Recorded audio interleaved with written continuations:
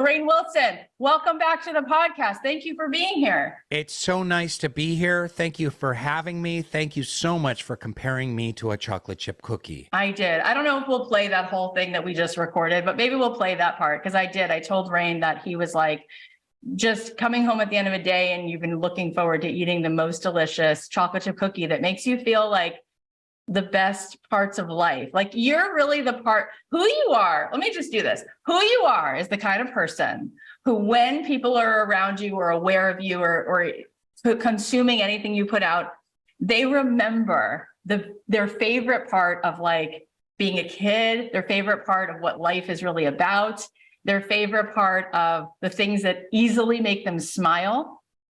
And they stop being so serious in their pursuit of trying to be more enough, and they just feel like they can be. That's why I compared you to a cookie. Can I come on your podcast every week? Please do. Because my self-esteem needs this. I need a little like blast of Cathy Heller. You're just a little elf. You're like a sprite that went around the world and keeps going, and you just give this confetti of like, hey, you're okay. I am a big awkward elf though, Cathy. I'm 6'2", 220 elf. So a 6'2" elf, yeah. Well, it's kind of like the movie Elf. How funny that was that he was so giant. Yep. All right. Well, you went ahead and you wrote another book, and this one is coming out soon. It's called Soul Boom: Why We Need a Spiritual Revolution. And I'm so excited that you did this because it tells the truth, Rainn, of everything I just said that you are communicating all the time. It tells us where it's coming from. So let's talk about your own soul boom. Yeah. And then why you want to hopefully usher that into the world for everybody else. Yeah. Thank you so much. I'm really thrilled to be on your show. I love what you do on your show, and the guidance that you give, the inspiration that you give your listeners, and, you show a path filled with hope. And that's what the world needs right now. Thank you for the heart thing, but it's very true. It's very true. The world needs exactly what you're providing. So thank you for that. Thank you. So I'm going to just right back at you with the compliments. But, I love you. Oh gosh. Okay, keep going. Boom. So I guess, on the first chapter, I tackle why on the world is the guy who played Dwight on The Office writing a book about spirituality. And I dig right into that. And fair question. Fair. And it is a fair question that probably a lot of listeners right now are like, huh?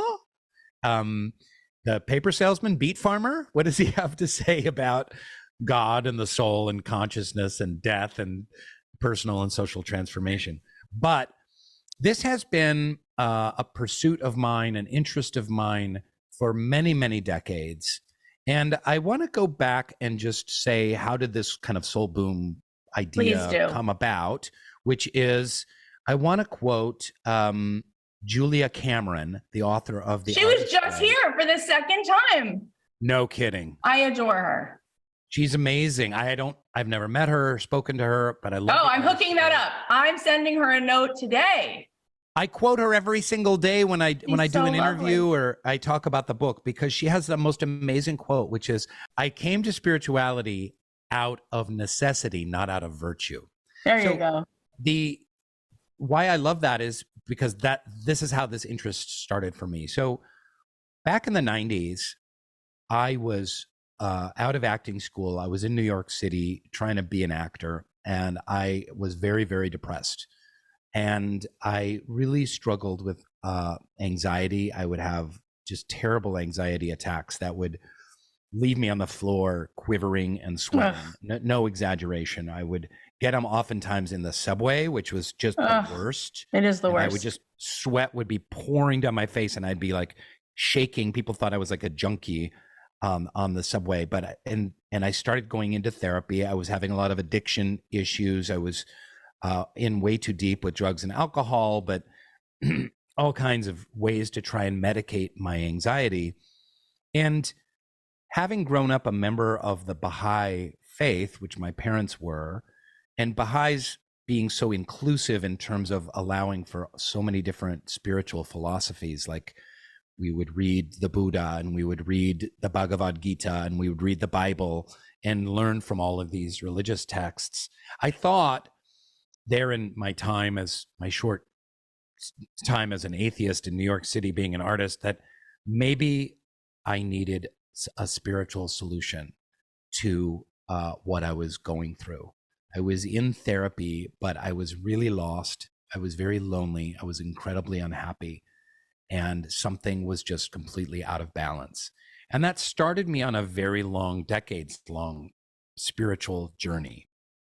And I started by reading many of the holy books of the world, going to different religious gatherings, and started really doing a deep dive and an internal journey into myself about what did I believe, separate from my parents and how I was raised. Did I believe in a God? Do I believe in spirituality? Do I believe in a soul or something that is, beyond time and space and this corporal experience that we're having?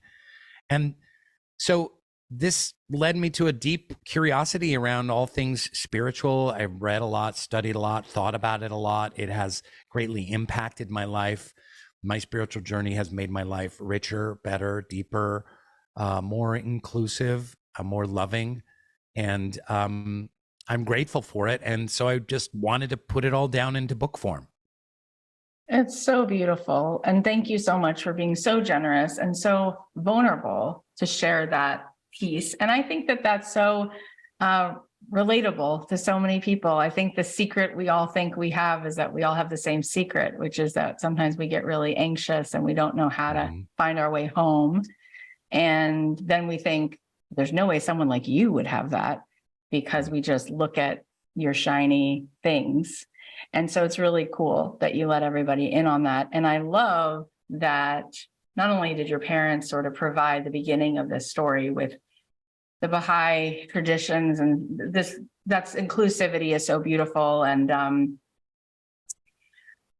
I love that you started to ask those big questions, like, could there be a spiritual answer for this suffering? And so I know that you gave us a little bit of an arc of that story, but let's go deeper.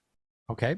Since you started to experience different kinds of wisdom traditions and understanding, what was like the Control-Alt-Delete on the program? What was the beginning? Which door did you enter? Which experience, which piece was one of the first dominoes that really fell, that allowed you to go, oh, this feels like peace. This feels like equanimity. This feels like something I can really hold on to.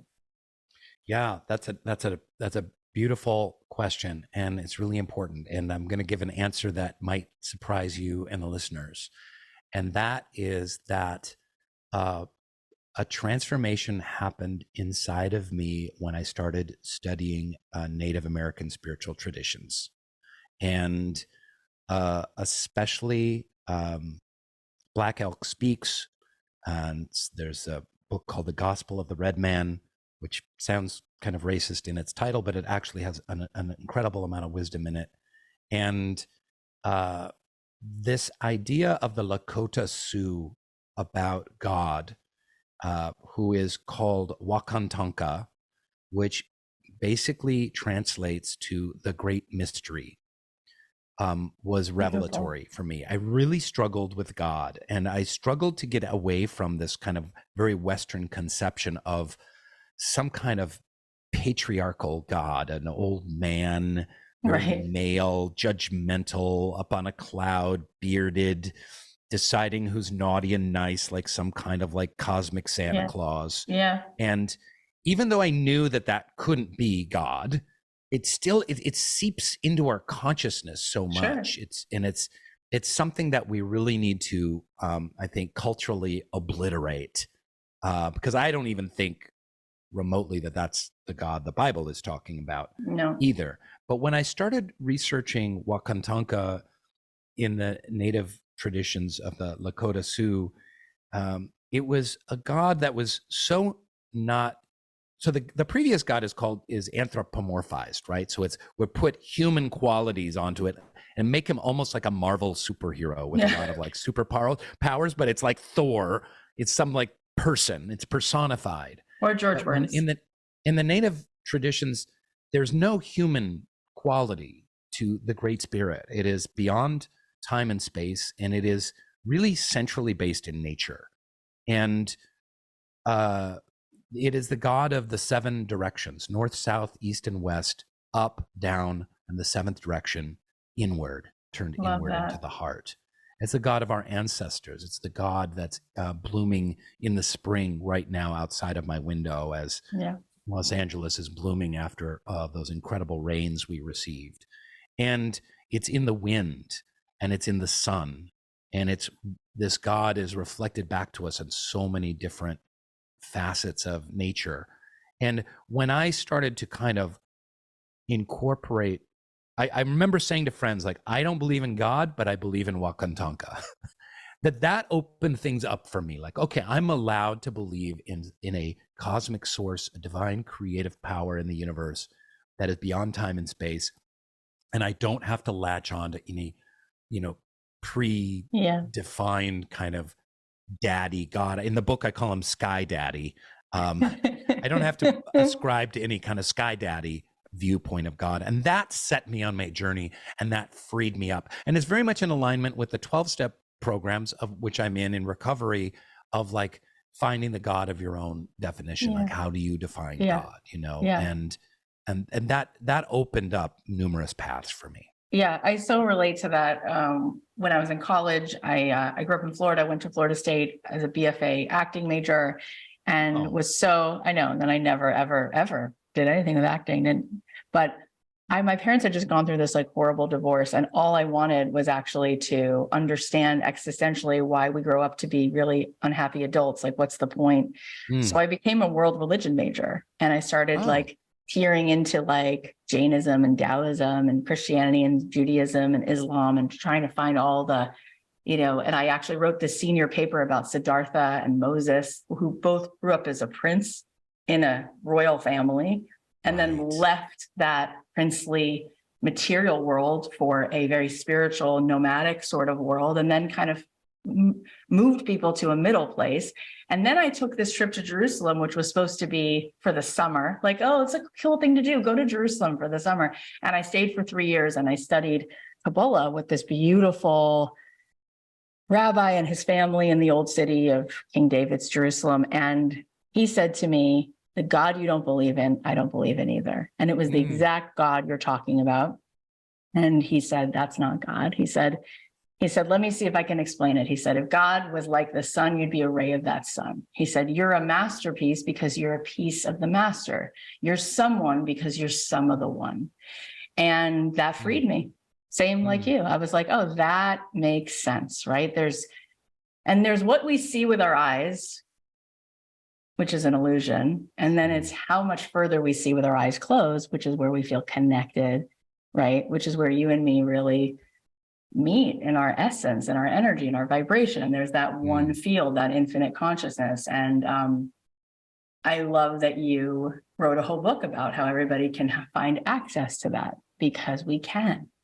And it didn't stop you from having other things on your plate, like getting to have this really fun experience as an actor at the same time. Like meaning, I think we're so into putting things in categories. Like, well, if I'm a spiritual person, then I need to live in this way where I don't engage in the world in a silly way or in a it's like, no, like you get to have, as your podcast was, Metaphysical Milkshake, it's a milkshake of all these fun things, which are all in alignment with you being just playful in this big, wide open, conscious field, right? Just having a blast. Yeah, that's so well said. And what it sparks in me is a Baha'i belief, which is that the making of art and the act of devotion or prayer are the same.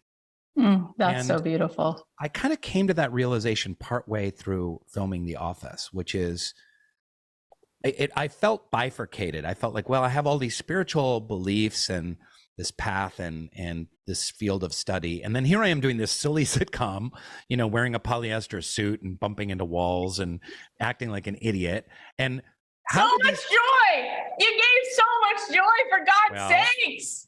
Well, that's part of it. That certainly is part of it, because the making of art can and should give people joy, pause, inspiration, uplift, entertainment, beauty, you know, but that emulation of the divine that you're talking about, that the rabbi was speaking to you of, there's an empty page and then there's a poem on it. There's an empty canvas and then there's a painting. There's an empty stage, then there's a play. There's an empty concert hall and then there's beautiful music.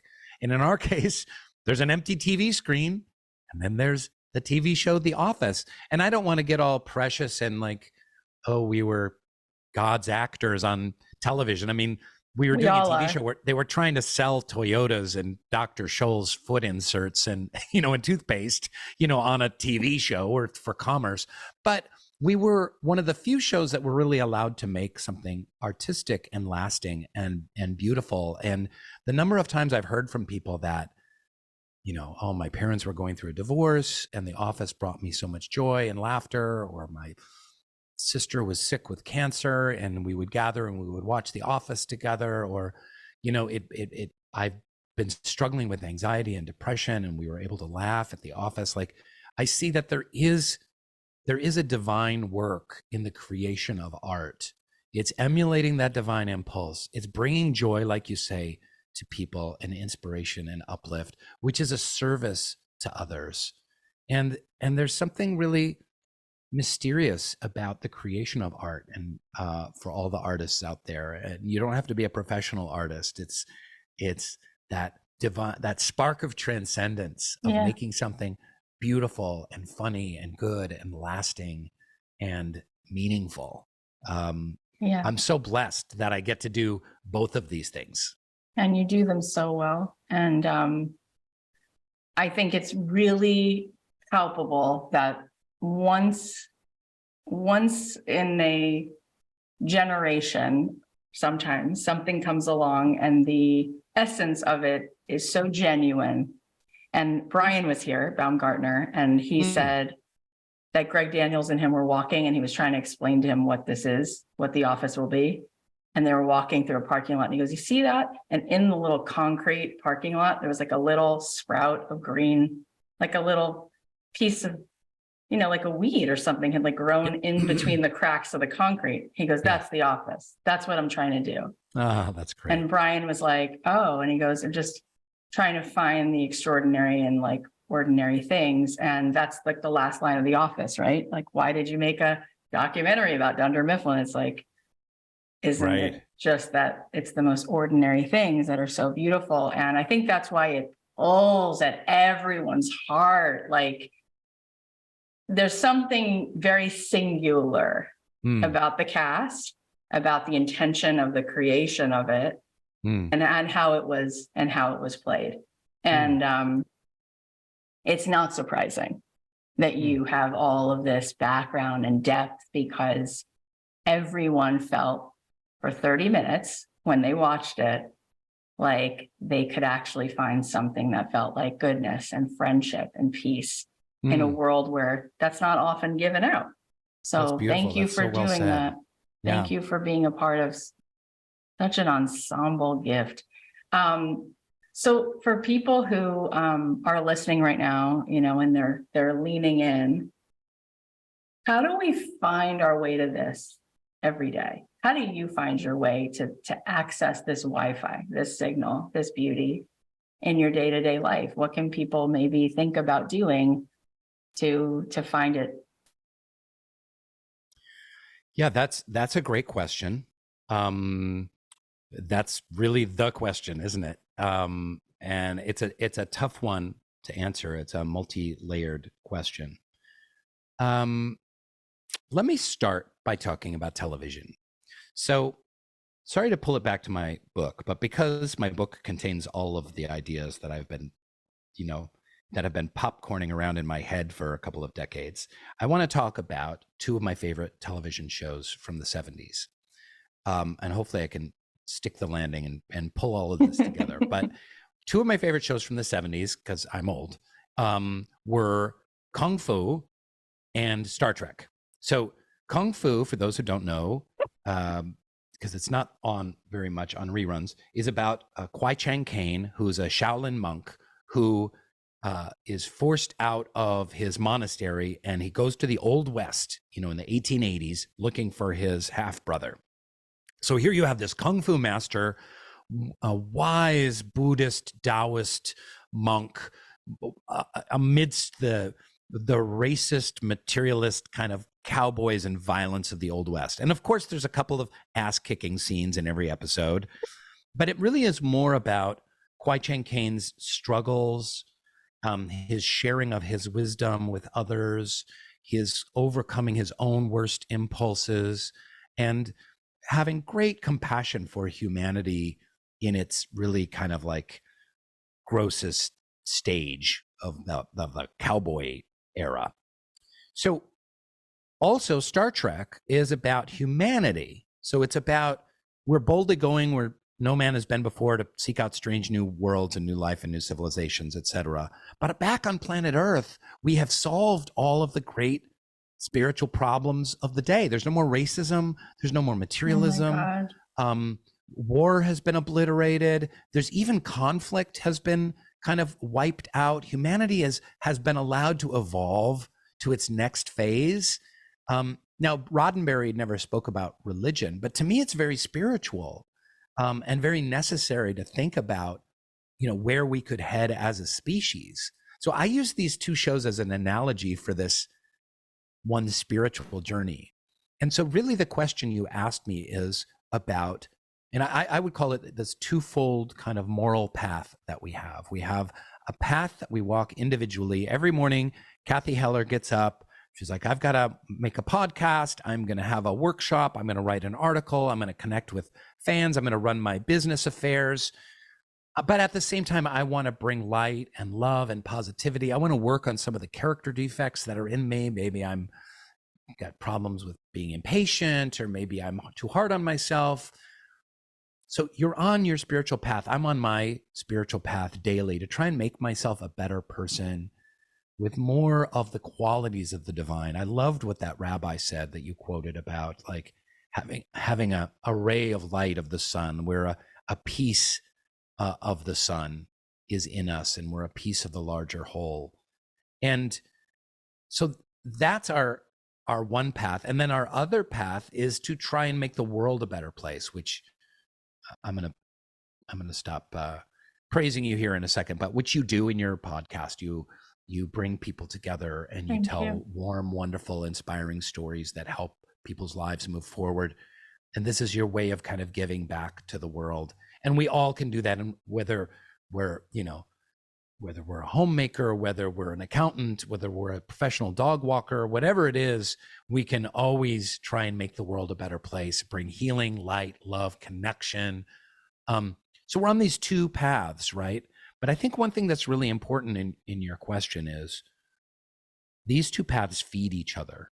And sometimes we're focused on one and not the other. Yeah. Sometimes we're just focused on helping others and we're not taking care of ourselves, right? And sometimes we focus so much on self-care and taking care of ourselves, but we're not concerned with like uplifting others and serving others like Jesus did, like the Buddha did, that we're losing something in that. We have to be giving to others and trying to build community and serving others. And we're fed by that.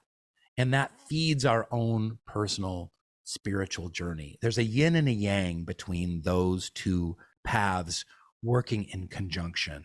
So it's super important for all of us who care about having some kind of spiritual journey in our lives that we're interacting on both of those things. So I'll just finish up and say, so beautiful. For me, I have daily prayer and meditation practice. Sometimes I only have time for 10 minutes, usually 15 or 20 minutes. Doesn't have to be anything fancy. It could just be saying a couple prayers, speaking from my heart, and then just sitting and being in quiet and stillness and silence and being open to whatever answers might come. And I do this to help align me with the great spirit of the universe. It also just grounds me, practically speaking. It doesn't make me a saint. It doesn't make me a guru. It just helps me get through my day. and I'm grumpy and I'm weird and I'm impatient and I'm flawed and I struggle, and it's a tool that I use on a daily basis. So I think, going back to your original question, that's one place that we can all start. And it sounds Yeah. really obvious and really simple, but very few people really take the time to do that on a daily basis. And it's crucial. It's so beautiful. I love everything that you said. It was so well said. And, I think about your own journey and how very often people will send me emails or send me DMs, and the matrix that they're in is outsourcing their feeling of well-being. Like, this is a very common matrix, is like, if I have success, I'll feel whole. If I have others, people's love, I'll feel good. If I, right? And what you're talking about is grounding your day in connecting to a feeling of peace right here, right? Without needing, but what can be a blessing and a challenge is, once you've had quote unquote lots of success and you've had a lot of external validation, that can be a real trip to not get caught in feeling as though, in order to sustain your feeling of well-being, you have to keep that going. And it's especially hard after being part of something that's so successful. How do you deal with that? How do you not get caught up in that? Because I watch how generous you are, how many things you make in the world that are really rich. They're rich because you're just giving and happy and writing books like this. So it seems as if you're figuring that out. But for people who are listening, who are still really unconscious and very much caught up in, I need to have a level of success, I need to have a level of validation in order to feel peace. What have you learned about how to unhook from that? Because I think so many people are in that matrix. Yeah, that's such a great question. And it's such an important topic. Some of the unhappiest years of my life were during the years of my greatest career success. So I had been a theater actor in New York for 9 years. I never made over 20 grand in a year working in the theater. So I would wait tables, and I had a moving van, and I had all these crazy odd jobs. And then I came to LA and I started getting a little bit of work here and there. And then I was lucky to get on the show 6 Feet Under. And then I got on The Office. And then The Office was almost canceled like 5 different times. And it just barely hung on by a fingernail. And then it exploded in like 2006, 2007. And all of a sudden became a top 10 show. We were all being pursued for movies and development deals. And I hosted Saturday Night Live. And so I had been this barely employed, struggling actor for so long. And then all of a sudden I was thrust into this spotlight. Wow. And the pressures were enormous. And I wasn't terribly spiritually grounded at the time. And so I got caught up in envy and comparison, and I need to get this movie and I need to make this money. And how come this wasn't offered to me and it was offered to that person? And I bought it. I drank the Hollywood Kool-Aid. And I was miserable, and I was miserable to be with. You can ask my wife. I was a jerk for many years in there. And I'm really grateful that I was able to get some really good therapy, and that I had, my 12-step recovery program and fellows in that program. And I was able to use certain spiritual tools and get out of it. And, that really battered me for a couple of years. But it's so funny, because I would imagine people looking from the outside, like, oh, look at this guy. All of a sudden he went from obscurity to fame, and he went from like being nearly broke to having tons of money. And it must have been amazing. And it was a real struggle. It was some of the darkest, most difficult times of my life. It's kind of a cliche. It's kind of like, Remember that show Behind the Music on VH1 back Yeah. in the day, where they would show every band had the exact same story? We toiled away in obscurity for the love of it. Then all of a sudden we became really famous and everything blew up. And Yeah. it wasn't that bad. I mean, I wasn't, rife with, debauchery, but at the same time, it was hard. And so I'm just so grateful that I had enough spiritual tools and foundation in place to allow me to get through that. And it's the central spiritual battle that we all have, which is the ego. The son of the founder of the Baha'i Faith was a great spiritual teacher his name was Abdul Baha. And he visited America actually about 100 years ago. He came over from Persia and from the Middle East. And a journalist asked him, do Baha'is believe in Satan? And Abdul Baha said, yes, but to the Baha'i, Satan is the insistent self. Mm-hmm. And I love that phrase, the insistent self. It's the ego, and whether you're looking in the Bhagavad Gita or the Vedas, whether you're looking in the writings of the Buddha or in the Bible, that self and passion, that selfishness, that ego is 9 times out of 10, that is our biggest obstacle in life and our biggest spiritual battle. 100%. Wow. That's again, extremely generous and vulnerable that you would share that, but it is that story from Behind the Music. It really is. And another great line from my rabbi, he said this to me recently. I said, what is it with this ego? I've been doing meditation since 2007. And it's just like, come on already. I want to be free. And he said, no, he said, think about it. Without the Joker, Batman is not Batman. That part of you is hoping. It's working still on behalf of this great one source, hoping you're going to look it in the face and say no, that you're going to jump higher, right? Everything you put in the sun has a shadow, right? And so it's we all have that insistent self, but it's amazing, isn't it? Because as Esther Hicks said, we didn't come to this world for a pile of things. We have way bigger dreams than that. We want a better feeling thought. We want a higher state of being. You want an elevated vibration. That's all you want. You don't want stuff. That's what you think you want.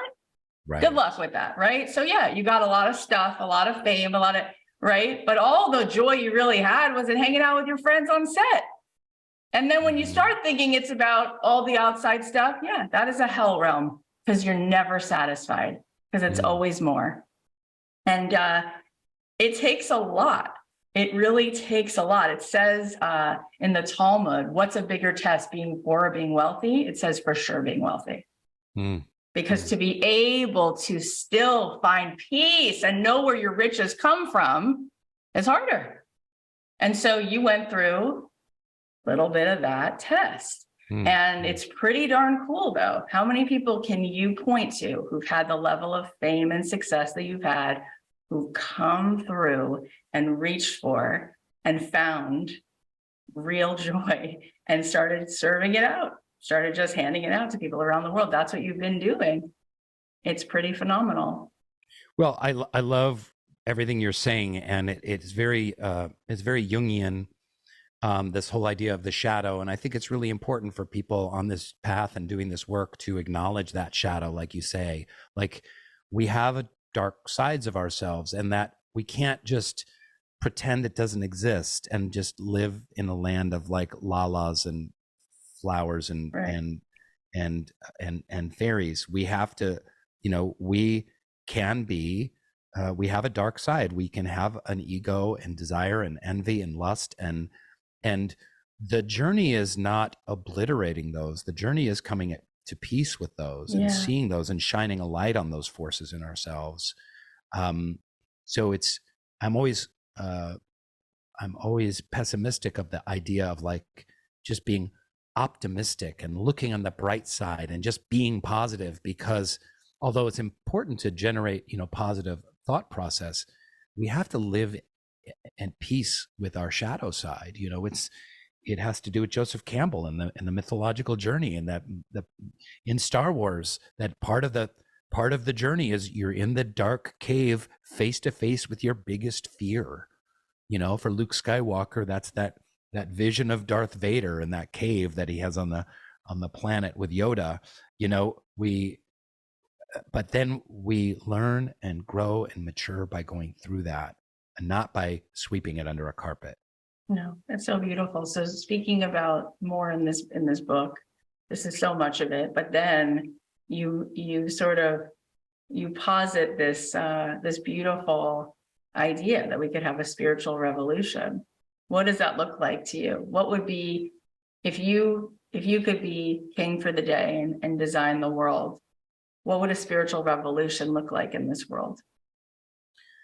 That's my favorite question of all time, and I love answering that question. Thank you very much. This is the whole reason why I wrote the book.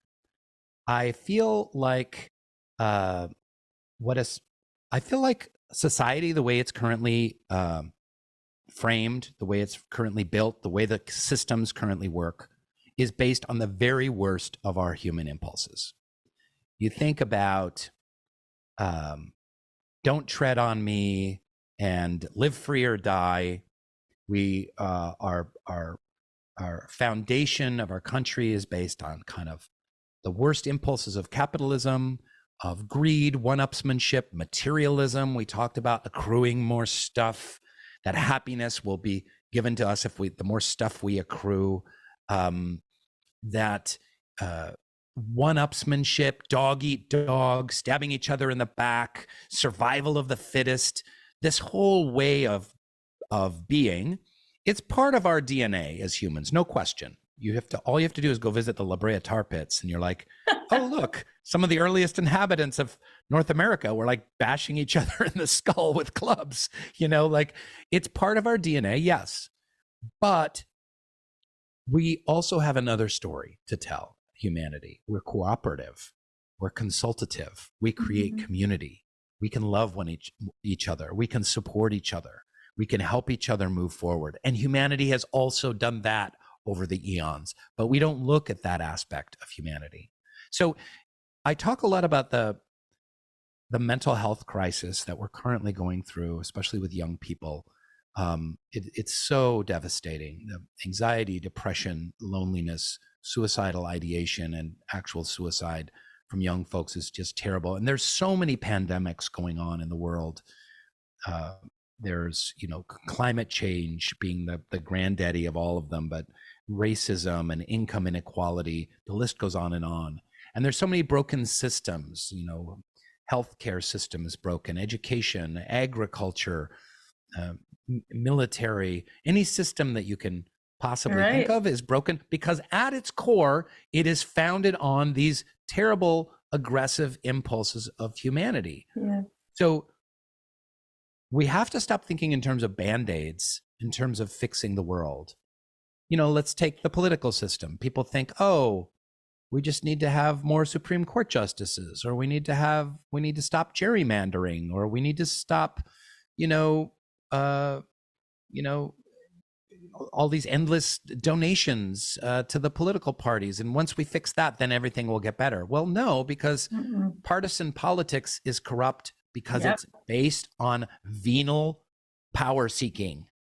So we have to kind of unravel and unpack the fact that the world, the systems of the world are based on these really faulty, corrupt systems that will only divide us more and more.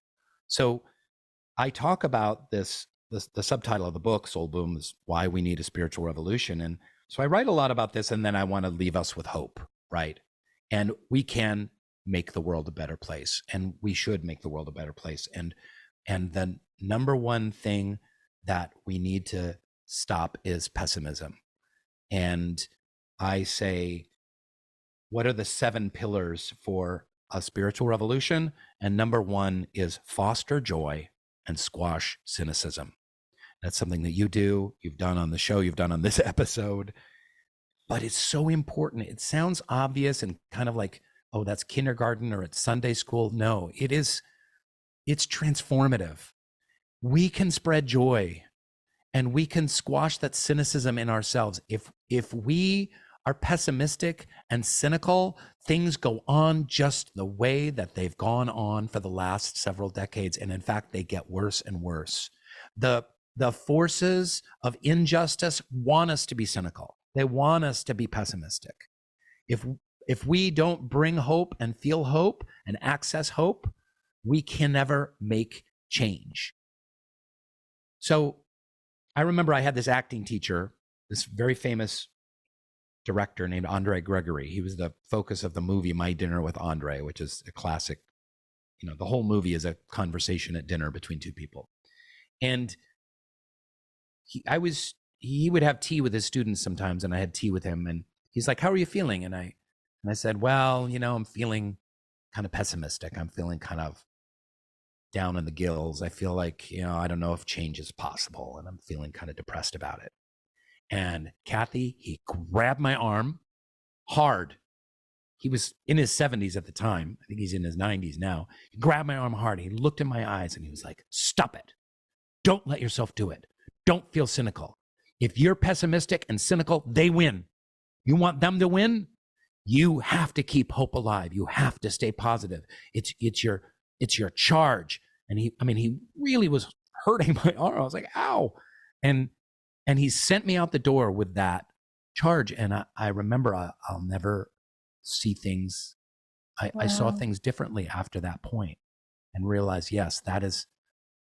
Now there's a lot more specifics we could get into, but that's a good starting point for the revolution. That was so beautiful. And I love how you laid out, you know, yes, human beings can be all of these things that are very negative and divisive, but we can also be cooperative, and we can also be so kind. And Dr. Arthur Brooks was just here he runs the positive psychology department at Harvard, and he also happens to be a devout Catholic. Inside of Harvard, where like God consciousness is not necessarily the coolest thing, and he's such a beautiful human being. And he was talking about this research that they have that unequivocally shows that people prefer other care to self-care. That the way we're wired is that we actually get a biological upgrade and a psychological upgrade when we do kindness for other people, when we give money away, hold the door for people. And so I love that data, because that shows that really is how we're wired. And so don't give in. They do win when you give in. I guess one of my questions is, you know, I know one of your friends or frenemies, John Krasinski, during the pandemic did that Good News Network. You know, he was. And I feel like I would say to friends of mine, we live in LA, like, why can't that be? Like, stop it already. Like, why are we watching these like black holes of garbage, CNN and Fox News and all? It's just it's so bad for our nervous system, right? Why can't that be it? And he said, my friend in Hollywood, he's like, well, nobody really would watch that. And I'm like, but what do you mean? People like watching it. And he said, because it's not bold and salacious enough, and people like drama. I'm like, but that's so patronizing. That's so patronizing because people loved it. So I guess, I mean, you're in this world. You are literally in this world of creating content that is beautiful and sweet, right? And how do you think we make that more prevalent? How do you think each of us can do that in our own little worlds, in our living rooms, in our own communities, right? Because when you go to dinner with a friend, people say, what's the tea? Give me some scoop. You know, those are the stories people tell, but it's even more interesting to tell sweet things. It's even more interesting, right? And so I guess I'm saying, what have you learned about that and how we can lean into that without feeling like it's cheesy, but it's actually compelling? It's actually juicy, right? To focus on that stuff. I'm just so curious because I would love to see that that's more of what we're all thinking about and looking at and focusing on. Yes. So at our most basic and base human instinct, we want the salacious, right? And being outraged is part of that. And our whole media system is set up on outrage. If you just open any news page, a news aggregator, it's going to have something that is going to make you want to click on it because you're like, oh, I can't believe that. Right. And because our media system is, again, based on this capitalist idea of it, you know, making a lot of money through advertisements and click-throughs, it needs you to click. So That is an easy, simple way to get you to click. There is, however, another impulse that needs to be cultivated and trained, and that is people really wanting to build community and cooperate with one another. We felt that after 9/11, where people came together in horror and disgust and shock at what had happened and seeking community and healing with one another. We felt that during the early days of the pandemic, especially before we started getting all divided about all manner of things, you know, from a partisan standpoint. Remember people clanging the pots and pans in New York to thank the frontline workers that were so saving lives. It was so beautiful. And that can be nurtured. That can be cultivated. And actually, some of the most shared stuff on the web is inspiring and uplifting stuff. So I had a company for a long time called SoulPancake. I know, it's the sweetest. And it was an inspiring media company. And our business model was to make the world a better place and provide media. And guess what? We had 1 billion video views, over 3,000 pieces of content. Like, there's audiences out there for this, but it takes more work and it's a little bit more difficult. I'll give you a story as an example. One of our shows on SoulPancake was called My Last Days. It was created by the great filmmaker, actor, Justin Baldoni. And it was about people at the end of their lives and what life lessons they had now that they were facing their own mortality. Sounds dark, sounds a little scary, sounds depressing. Not depressing at all. Super uplifting, joyful even. We went and pitched it as a TV show around LA. And I'll never forget, we went into MTV and we gave them our little spiel and our slideshow. And then we're like, we want to show you a sizzle reel, they call it, like a 3-minute, 4-minute, like best of the show. And we want to show this to you. And so we put it on, we darkened the lights, and there's 3 or 4 executives there. And we showed them, and then the lights came up and they were sobbing. The 3 or 4 executives were crying with joy, just like moved. Their hearts were moved. They were tears, literal tears, not metaphorical, literal wet stuff on their faces from tears. And immediately they were like, we're so sorry. No, we can't buy this show. It's too depressing and we'll never get advertisers to want to advertise on a show about death. I'm so sorry. I'm like, but you were just crying. This affected you. You see, it's very entertaining. It's actually uplifting. They're like, sorry. And where's MTV now? Like, no one watches MTV. It doesn't even exist as a, you know, as a viable business model, because they were afraid to take risks and they were afraid to kind of tell stories that are uplifting and could bring people together in refreshing and new ways. And that's typical of how Hollywood works. So, you know, we need the outliers. Unfortunately, there's a lot of like podcasters and social media stars and YouTubers that are the ones filling in that gap and trying to create community and provide positive content. Yeah, I love that. And I know Justin, he's a friend, and he's amazing and exquisite, such an exquisite human being. And in 2007, I created a TV show with Lisa Henson, Jim Henson's daughter, and it was called Peaceful Place. And it was all about teaching mindfulness to kids. And we made puppets, and I'm a songwriter, so I wrote all this music. And we went to Disney and Sprout and PBS. And in the end of the end, they were like, you know what? We have the show called Yo Gabba Gabba, and I don't see this working. You know, we were just like, all right. But I think what's cool is, like you just said, you know, there's so many people, because there's been this great democracy now with content, right? It's like, it's anyone. And also, what about your own neighborhood? Like, are there 6 people? Like, if I learned anything from SoulPancake, it's like, you know, could I feel a little bit more whole by just saying hello and telling the postman that, like, I'm actually really appreciative of him? I mean, there's such low-hanging fruit every day.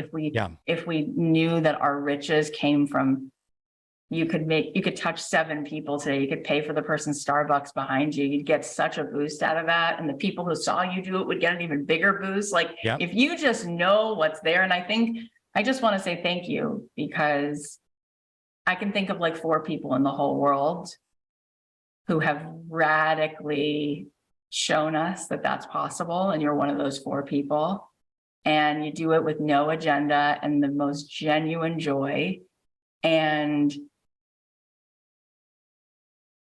it's making a giant impact. And as much as we can be confused when we watch the news, if you actually turned it off and you look at just the people you meet throughout your day, they're all this close from a smile. Like in the day to day, it's like people just want to connect. People just want to be friends. And you are such an amazing ambassador of this. So I love that you wrote this book. I think you are creating that spiritual revolution, whether you're aware of that or not. I think you are. I'm friends also with Brad Montague, and because of you, like you gave his work so much life, and this is giant, 1 billion views. Like this is crazy talent, but it's not just in all the views, it's in all the ripple effects of every day that you live here and how many people you're present with and the way you say their names and all of that. It's going a very long way. And we all want to be a part of your spiritual revolution. So thank you for writing this book. Yes, thank you so much for your kind words. That's and you know, the book, I don't have a whole lot of answers. It's more posing a lot of questions, but I think it's a discussion that we can all engage in, and it's super important. But just going along to what you said there, I just want to say one last thing, which is one of these 7 pillars for a spiritual revolution is it's grassroots, baby. And I think that we can feel overwhelmed at all of these broken systems that I mentioned before, but we can always invite our neighbors over, you know, for lemonade. We can always pay for someone's drink at a Starbucks. We can always go on meetup.com or Nextdoor and find a place to volunteer in our neighborhood. We can help build community at a local school or a local church or synagogue or meditation place or yoga studio. And everyone can be a part of very small efforts toward bringing people together. And that's a great place to start. I think that's so it. And I just want to tell you this really fast, which is that a friend of mine, because I know how much you love beautiful things and this will touch your heart. A friend of mine wanted to start doing good stuff. So she was like, the next person who tells me about an opportunity, I'm just going to say yes. So her friend said there was this thing called NODA, No One Dies Alone. She's like, well, that's a big one. He said, you can volunteer to go to the hospital and sit with people when they die who don't have friends or family. So she said, okay. And so she did it a couple times and she appreciated the experience. So she did it a 3rd time. And this is what happened last week. She said, you won't believe this. I was so moved to tears by this old man who passed away. Couldn't stop crying, you know, was there with him, holding his hand, stroking his head, feeding him ice chips. And I called my mother and said, I can't get over this. I'm just so tortured. And I have such grief for this man I never knew. And the mother said, what's his name? And she doesn't know why she asked, what's his name? And she told her, and the mom was quiet on the other side of the phone. And the mother said, that man was the OBGYN who delivered you. Oh my God. She said, he brought you into this world. And she said, do you remember I told you when you were born, you went to the NICU and that doctor was so instrumental. Oh my God. She said, look how it turned out that you got to be there to repay him, to help him exit. My God. And that's so beautiful. Rainn, I just tell you that story because you deserve to hear stories like that every day, because you've bumped into those spiritual synchronicities so often, because instead of deliberating, you just go do the next right thing. And what a gift that those things are right there, available for us all the time. And holy smokes, does that change the world, right? Like trying to tackle it from this giant, like partisan, it's like, oh my gosh, good luck, you know, but the way you've been doing it, and we can all do that. Yeah. So we're all connected. The separation is an illusion. Isn't that just beautiful. Amazing? It's just, that story just reminds me of you more than anyone else. It reminds me of you. Yeah. All right. Tell us where we can buy the book. You can buy the book at a bookstore. Soul Boom, Why We Need a Spiritual Revolution, out April 25th. But thank you so much it was such a joy speaking with you, and keep on with your bad self. You keep on. Oh, stop. Thank you so much. You're the best. Thanks, Loved Cathy. it. Thank you.